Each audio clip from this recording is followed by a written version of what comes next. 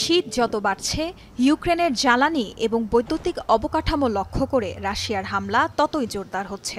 গেল বৃহস্পতি ও শুক্র দুদিনে ২০০ ড্রোন ও ৯৪টি ক্রুজ আর ব্যালিস্টিক মিসাইল ছুড়েছে মস্কো। এই অভিযানকে রাশিয়ার নিষ্ঠুরতম হামলা আখ্যা দিয়েছেন প্রেসিডেন্ট জেলেনস্কি।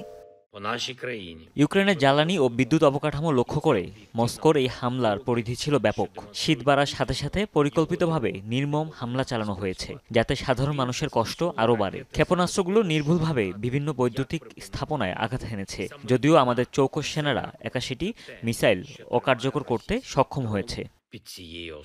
পোক্রোভস্ক সহ বিভিন্ন অঞ্চলে হামলার তীব্রতায় ঘরবাড়ি ছেড়ে পালাচ্ছেন বাসিন্দারা। প্রকট আকার ধারণ করেছে বৈদ্যুতিক সংকট, মিলছে না গ্যাসও। গত ৪ মাসে পূর্বাঞ্চলীয় দোনেৎস্ক থেকে বাস্তুচ্যুত হয়েছেন ১,৩৭,০০০ মানুষ।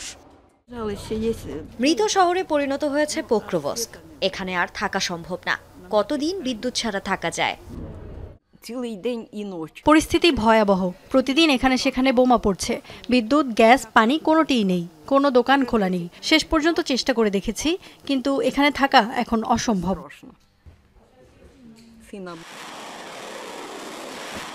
এদিকে আরও উত্তর কোরীয় সেনাদের প্রশিক্ষণ দিয়ে কুরস্কের বিভিন্ন ফ্রন্টে মোতায়েন করা হয়েছে বলেও অভিযোগ করেছেন জেলেনস্কি। দাবি করেছেন বাকি ফ্রন্টগুলোতেও কিমের সেনাদের ব্যবহারের চিন্তা করছেন পুতিন।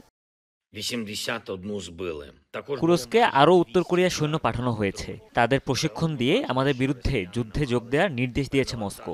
আসলে শান্তি চান না পুতিন, যুদ্ধ দীর্ঘস্থায়ী করতে এজন্যই অন্য দেশ থেকে সেনা এনে নিজেদের লোকবল বাড়াচ্ছেন। মেয়াদ শেষের আগ মুহূর্তেও ইউক্রেনকে $৫০০ মিলিয়ন সহায়তা প্যাকেজ পাঠিয়েছে বাইডেন প্রশাসন। তাজরিয়ান সোবহান, যমুনা নিউজ।